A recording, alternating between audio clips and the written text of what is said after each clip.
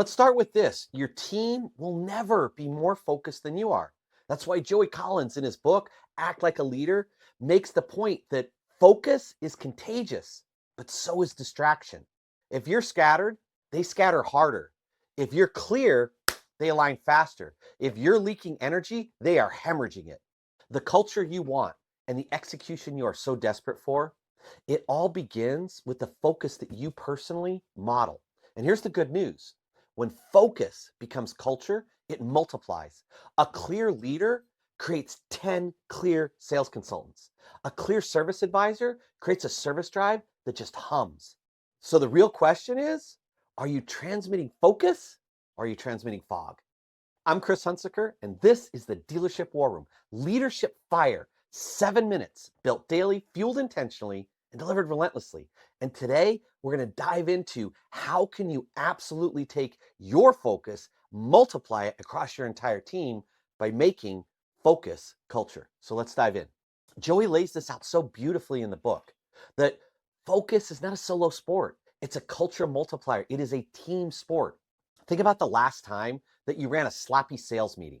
The team walked out foggy. And the rest of the day, what happened? Distraction, drift, and finger pointing. Now, think about the last time you were locked in for a sales meeting. You were crystal clear on the objective and what we needed to get done today.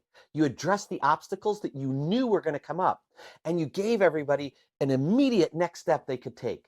What happened? Clarity. And clarity always becomes momentum.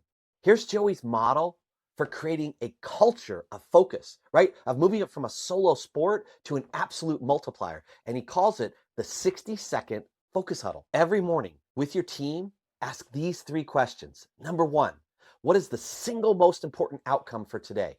Number 2, what's the biggest obstacle that we're going to face to getting that done?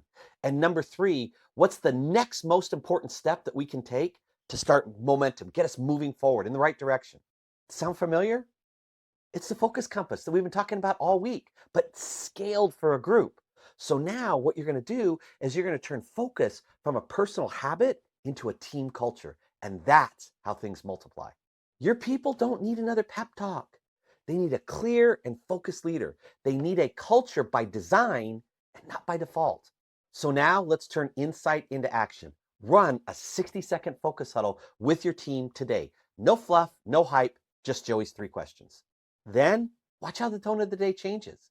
Because when focus becomes culture, then performance becomes automatic. And when you start dialing that in, you start clicking, all of a sudden the culture of focus also creates that sense of flow where everybody's clicking, everybody's doing it. Everybody knows the best time to sell a car is right after you sold a car. What if you could start to automate that very process so performance became automatic? How do you do it? By making culture a habit of focus. That is today's Leadership Fire.